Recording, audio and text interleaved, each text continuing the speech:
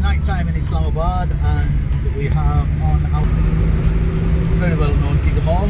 This is sometimes known as the GT Road, the Grand Trunk Road, and Rawat, I believe, goes in the opposite direction. Sometimes it's known as Jhelum Road, and sometimes it's known as Rawat Road, and you call it all sorts of things, but I think officially it's called the Grand Trunk Road. And apparently Pakistan's best furniture brand is there.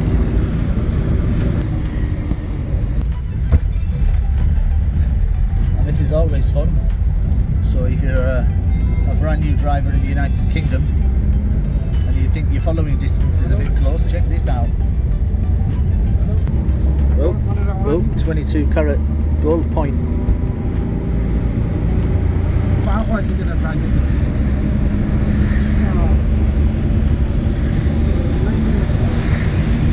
Concept Furniture and the Tariq Corporation. So basically we have Bahriya 6, 7 and 8 on our left hand side, and 1, 2 and 3 I believe is on the right hand side.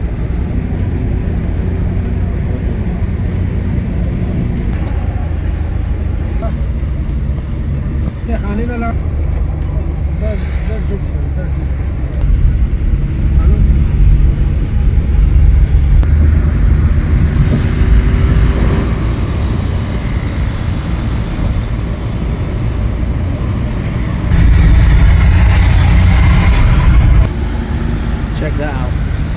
3 members of a family on the back of a motorbike. Two more on a motorbike. And it looks like they're having a proper chase down the Grand Trunk Road. They're like wacky races. Undertake, overtake, quickly, slowly, in, out, shake it all about. If you're a nervous driver, then you want to learn some confidence techniques through neuro-linguistic program at Hypnodriving.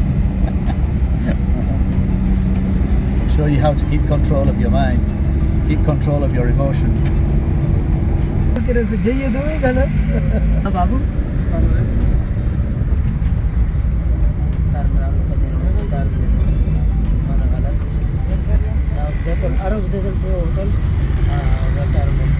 Betel Arab Mandi.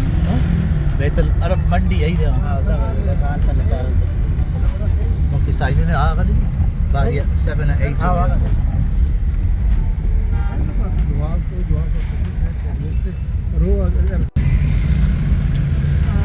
So now we're approaching our turn for Bahriya town. Phase 7, 8 and 9, and it's always an interesting turn.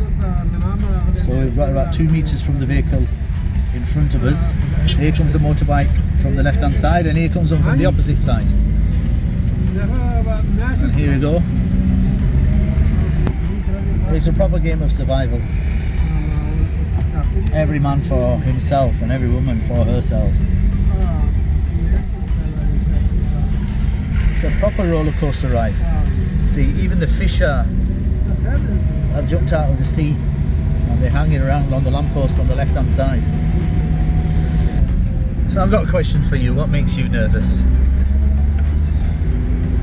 What puts the fears in you? And what stops you from dealing with those fears? Because an acronym for a fear is just a false emotion that appears real. F-E-A-R. And here's a question for you as well. What is a fear? What is the definition? I'd like to say, what is the definition of a fear? Perhaps you want to comment and let me know, and then tell me how you deal with the fear, because you don't want irrational fears. It's good to have those that protection and keep you safe. So I do not want to go to the zoo and put your arm through the cage because you want to stroke the lion. The likelihood is you will have no arm left, and you probably do not want to go and stroke a ravaging dog, because the likelihood is you may not have any fingers left. But I'm talking about those fears that stop us doing things. the false emotions, the stories, our internal minds that keep beating us up, our auditory digital systems that sometimes do well and protect us, but sometimes will not let us move forward in life. As a guy just runs across a roundabout. I'm talking about the ones I'll never do it. The dog ate my homework. I got late because. Sorry, I forgot to send you a text. Sorry, I thought you received the text. I'm talking about those types of nonsense, and that type of nonsense that holds us back.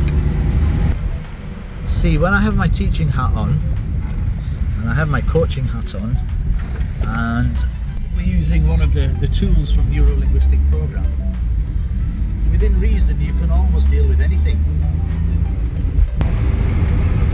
At Hypnodriving we've managed, by the will of Allah, by the will of God, and thankfully we've changed the lives of many, where people are feeling different, they're thinking differently, they've been able to reach their goals. We've managed to build relationships that are long lasting. I mean, somebody called me that I helped in 2004, called me in September 2022 because they wanted help for one of the members of the family, because their life had changed. So doing things in a positive way will also bring lots of light to you as well. And when the light appears, darkness gently disappears. And you'll find that you can just carry on doing the things that you wish to do. Then you can have choices, especially in Pakistan. You can overtake in between the cars and become the meat in the sandwich as you go towards the Awami villas here in Bahriya town. I saw somewhere it said Bahriya town is the pinnacle of living in Islamabad, which is an interesting thought. Here we go, overtaking on the right, smacking a proper hump.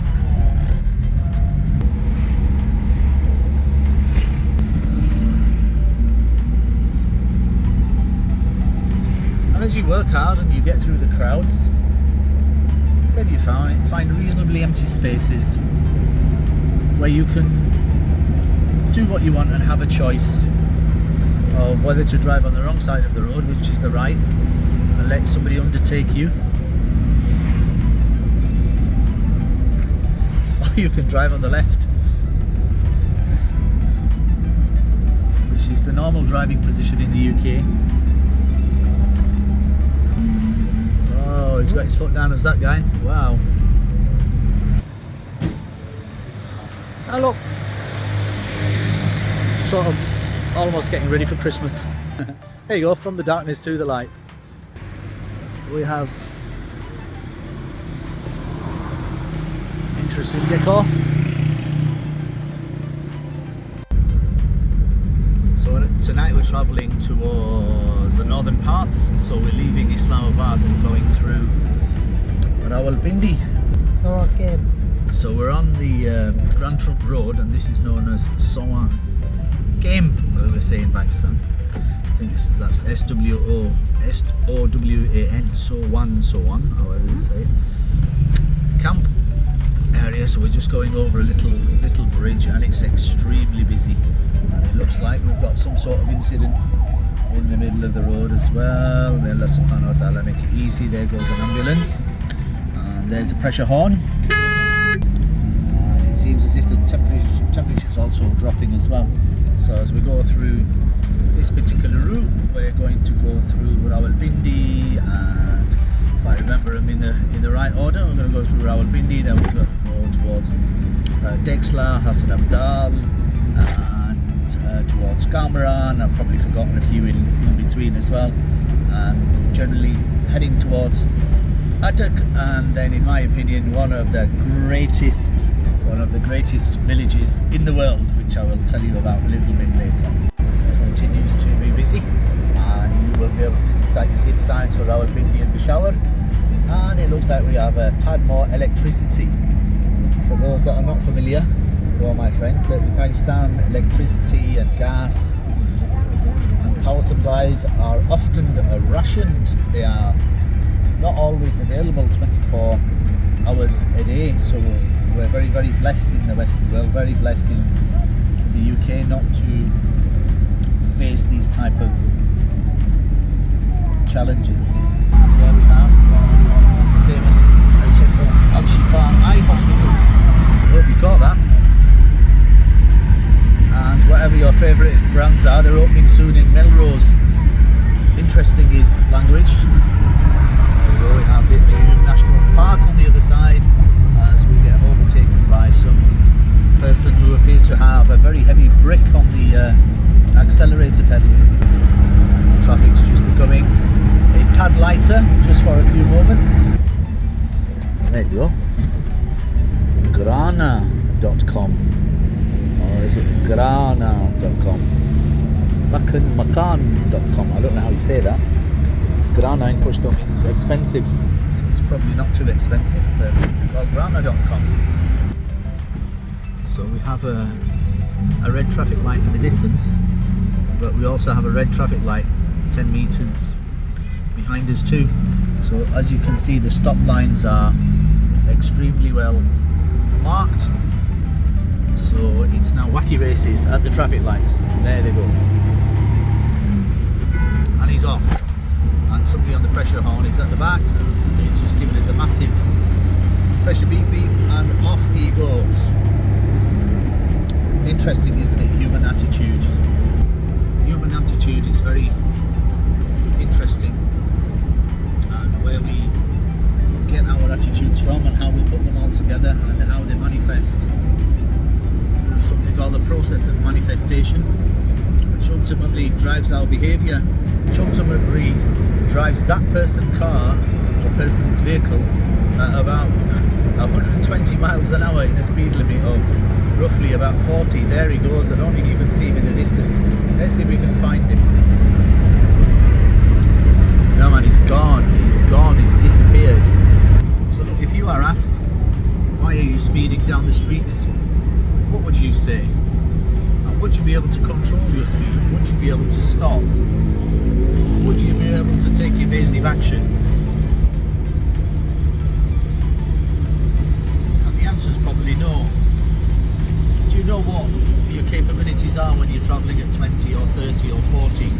How long it would take you to actually stop your vehicle and keep yourself safe?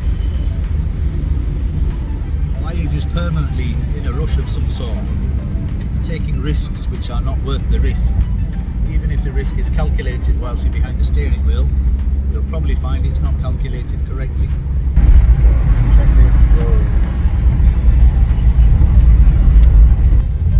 We are now not giving way to people on the roundabout, we're just barging straight in. Ooh, check that. Oh, we just missed him by a whisker. That's pretty. We have a little bit of breathing space in the Rawalpindi. Oh, this is called the Mall. I keep forgetting this is called the Mall Road, and there's a sign. Iftikhar Janjua Road. And here we go again, foot down, go. We're driving across 4 lanes, just zigzagging in and out. So we've caught this car, so let's see what happens. Oh, there we go, we're just zigzagging in. So we might take the space. We're like Space Invaders. Actually, we're playing Space Invaders behind the steering wheel. And by the way, I have no control. And here we go, on our left hand side we have one of the more famous hotels in Pakistan. Don't know if you can see that, that's the Pearl Continental, locally known as the PC.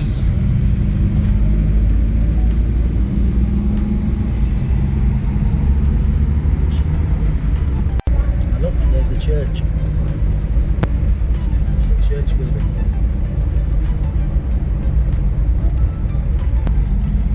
And I was recently teaching a driving instructor based in the United Kingdom. He was a Pakistani born Christian, and he was telling me about his experiences growing up in a predominantly Muslim country. Very interesting listen.